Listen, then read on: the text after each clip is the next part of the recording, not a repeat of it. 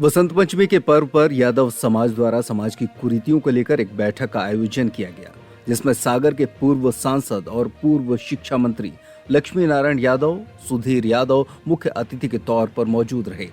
मुख्य अतिथि पूर्व सांसद लक्ष्मी नारायण यादव ने कहा कि यादव समाज भगवान श्री कृष्ण के वंशज तो कहते हैं, लेकिन उनके बताए हुए सिद्धांतों पर नहीं चलते हैं। इसलिए यादव समाज की स्थिति आज ज्यों की त्यों है। हमने भी गरीबी देखी है, लेकिन मैंने संकल्पों को नहीं बदला। मैंने अपना लक्ष्य बना लिया था, जिस कारण से मैं शिक्षा मंत्री बना और सांसद बनकर लोकसभा तक पहुंचा और समाज की ताकत से आज भरपूर सम्मान मिला है। रक्षपाल सिंह ने कहा कि हमारी समाज शिक्षा में पिछड़ी है, जिसका मुख्य कारण है शराब का सेवन करना और एक दूसरे के बहकावे में आना। वहीं 13वीं को लेकर उन्होंने कहा कि आज से हमें 13वीं के आयोजन में खाना नहीं खाना है और न ही किसी को खिलाना है। भाजपा नेता सुधीर यादव ने कहा कि हमारे समाज को एकजुट रहना चाहिए। पिछले दिनों समाज ने एकजुटता के साथ होकर वोट किया था, जिससे पार्टियों को पता लग गया कि अब यादव समाज एकजुट हो गया है। इसको लेकर आज मध्य प्रदेश में सीएम मोहन यादव को बनाया है। आगामी लोकसभा चुनाव में अगर पार्टियां यादव समाज को सम्मान नहीं देती हैं, तो सब एकजुट होकर उस पार्टी के साथ काम करेंगे जो हमें और हमारे समाज को सम्मान देगी। कई सारे मुद्दे थे। सबसे बड़ा मुद्दा था जो सामाजिक कुरीतियां हैं समाज में। मृत्यु भोज है, कम पढ़ाना लिखाना है, बच्चियों को नहीं पढ़ाना लिखाना है। इस तरह की सभी समस्याओं में के बारे में बात करने के लिए ये सम्मेलन आयोजित हुआ।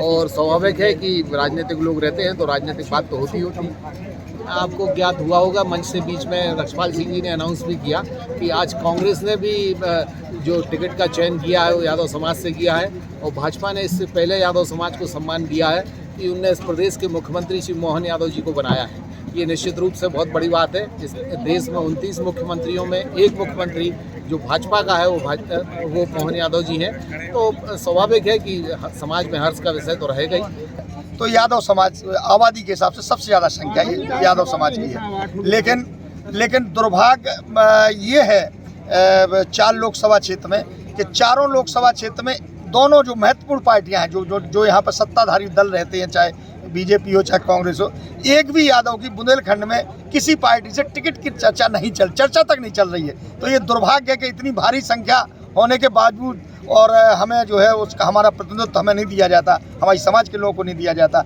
जबकि अब नारे लगते हैं कि जिसकी जितनी संख्या भारी, हमारे कांसी राम साहब कहते थे जिसकी जितनी संख्या भारी उसकी उतनी हिस्सेदारी, लेकिन यहाँ तो हिस्सेदारी उतनी क्या 1% भी हिस्सेदारी नहीं देना चाहते हैं। तो हम लोगों का आक्रोश इस बात पे है कि जब हमारी आबादी इतनी है, हमारे वोटर इतने हैं, तो हमें उसकी संख्या मिलना चाहिए, उस संख्या के हिसाब से प्रतिनिधित्व मिलना चाहिए। तो हमने दोनों पार्टियों से मांग की है, चाहे कांग्रेस हो चाहे बीजेपी हो, कि जो हमारी समाज के व्यक्ति को टिकट देगा, जो हमें लड़ने का मौका देगा, चुनाव लड़ने का मौका देगा, हमारी पूरी समाज उस पार्टी का पूरा सम्मान रखेगी। चाहे कांग्रेस मौका दे चाहे बीजेपी, हमारी पूरी की पूरी बुंदेलखंड की समाज रखेगी। साथ ही अन्य कुरीतियों के बारे में बात हुई